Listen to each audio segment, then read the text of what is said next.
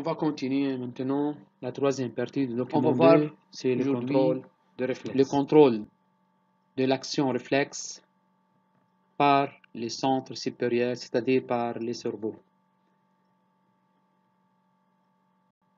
À l'aide des dispositifs qui s'appellent EXAO, on enregistre l'activité électrique du triceps sural, c'est le muscle extenseur de la jambe, lors d'un réflexe achillien dans trois situations. La première situation, correspond à un réflexe achillien normal, c'est-à-dire réflexe myotatique normal sans l'intervention du cerveau. Et les deux autres enregistrements correspondent à deux situations pendant lesquelles la personne contracte volontairement, et qu'on a dit volontairement, c'est-à-dire il y a intervention du cerveau. Mais l'intervention du cerveau se fait sur les jambiers antérieurs. Deux enregistrements de plus ou moins intenses, c'est-à-dire les jambiers se contractent légèrement ou fortement, avant de frapper les tendons d'Achille, avant de faire la percussion. On a trois cas. Il y a un réflexe myotatique normal sans intervention du cerveau. Deuxièmement, avant la percussion des tendons, le cerveau envoie des messages sur le jambier antérieur. Premièrement, les jambiers se contractent faiblement ou légèrement. Troisièmement, les jambiers se contractent fortement. Et on va voir les résultats de ces trois expériences sur l'électromyogramme. Premièrement, la couleur jaune, c'est quand les jambiers antérieurs non contractés sans l'intervention du cerveau. Deuxièmement, de couleur violette, c'est quand les jambiers antérieurs se contractent légèrement, faiblement. Et troisièmement, c'est quand les jambiers antérieurs se contractent fortement.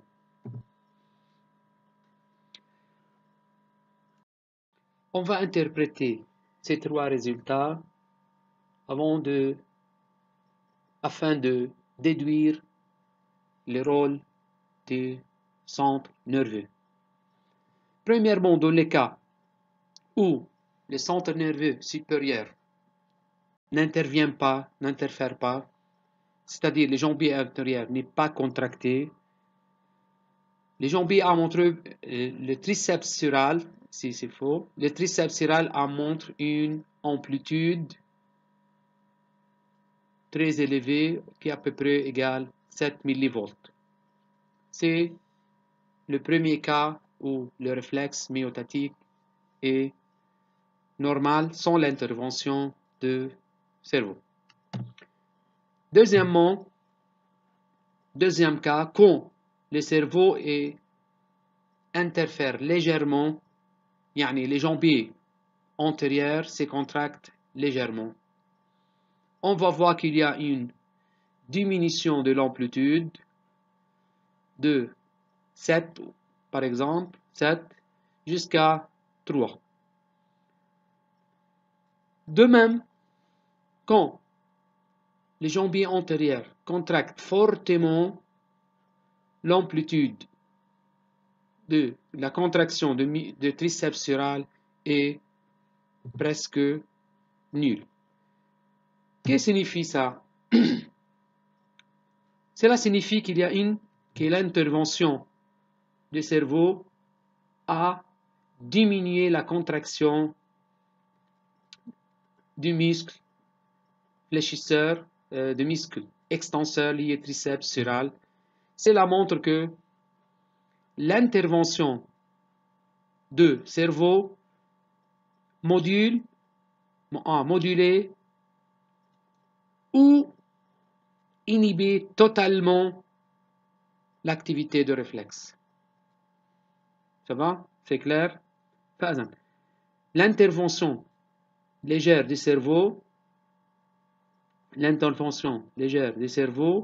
يعني une légère contraction de jambier antérieur a diminué l'amplitude de la contraction du muscle extenseur, et la contraction forte du muscle du jambier a arrêté la contraction du muscle extenseur.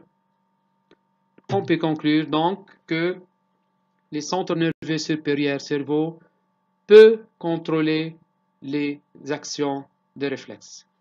Contrôler et aussi peut arrêter totalement la contraction du muscle extenseur.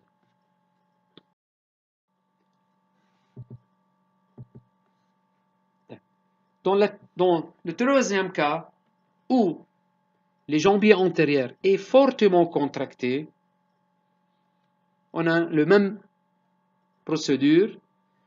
Les motoneurones alpha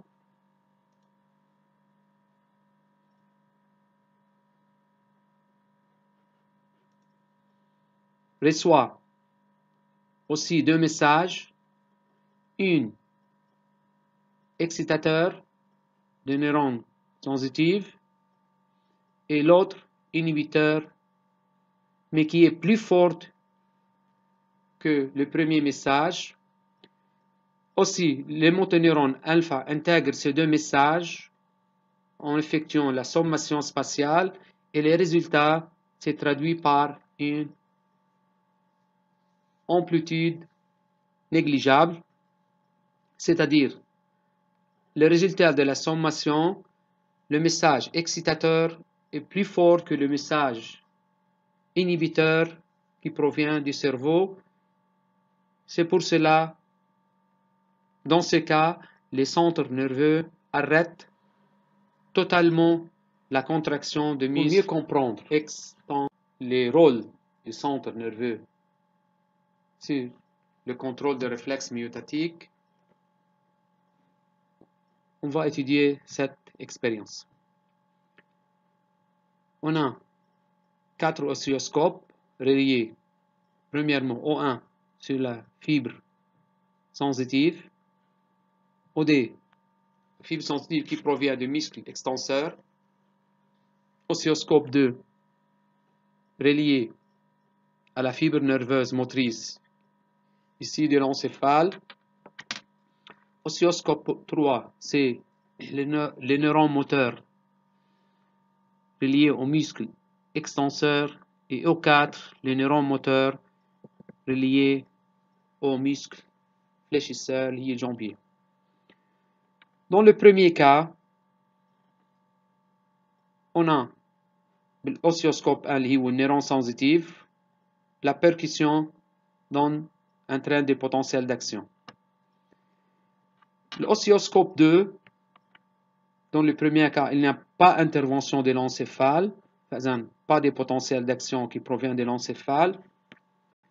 Les oscilloscopes 3 enregistrent des potentiels d'action, oui, message moteur, à muscle extenseur, et il y a inhibition, ici c'est la contraction de ce muscle, et l'interneuron inhibe le message du neuron moteur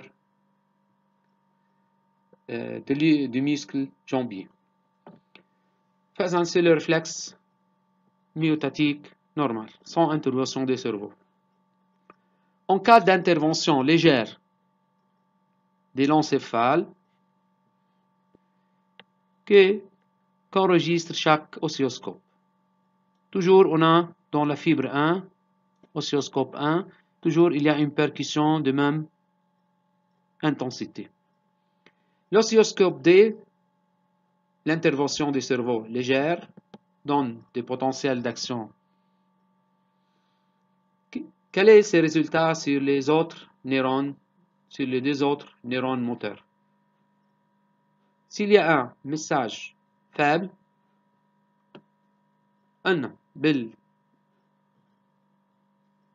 O4, oscilloscope 4, il y a une stimulation de neurones, on l'appelle 4 par exemple. Il y a une stimulation de ces neurones et on observe des potentiels d'action. Les potentiels d'action dans l'oscilloscope 3 a diminué. Pourquoi?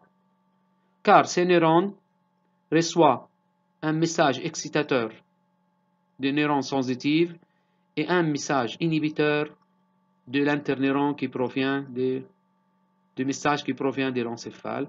Par intégration,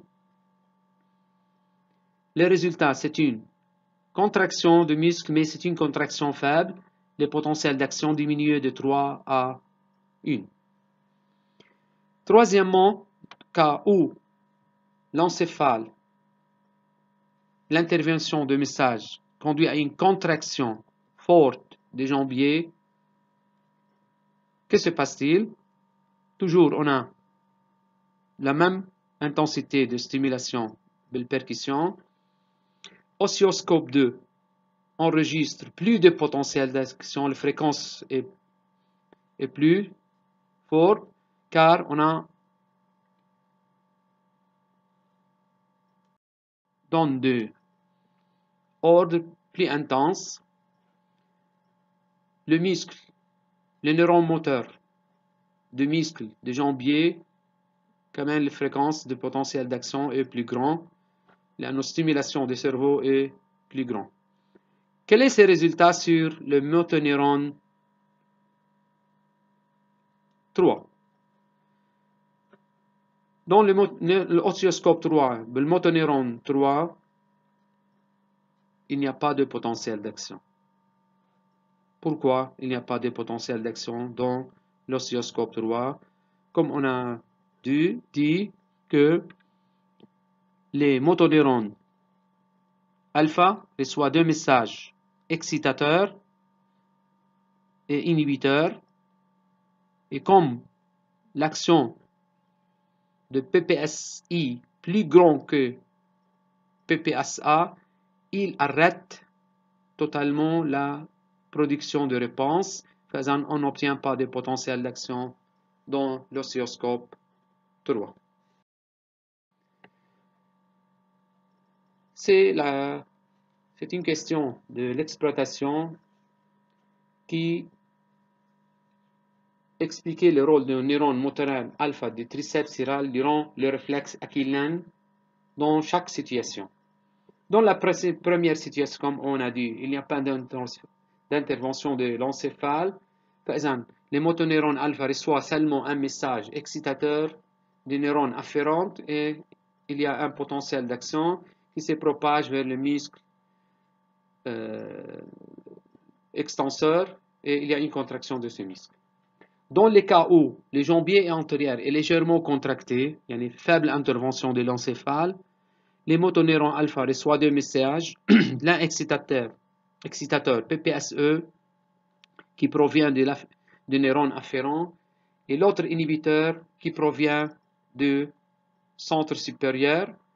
Les motoneurones alpha intègrent ces deux messages par sommation spatiale et le résultat se traduit par une baisse de la fréquence ou l'amplitude diminuée ou la fréquence selon l'expérience. L'intervention forte de l'encéphale, le jambier antérieur est fortement contracté. Le message inhibiteur est plus important que le message excitateur, ce qui ne génère aucun potentiel d'action et le muscle ne se contracte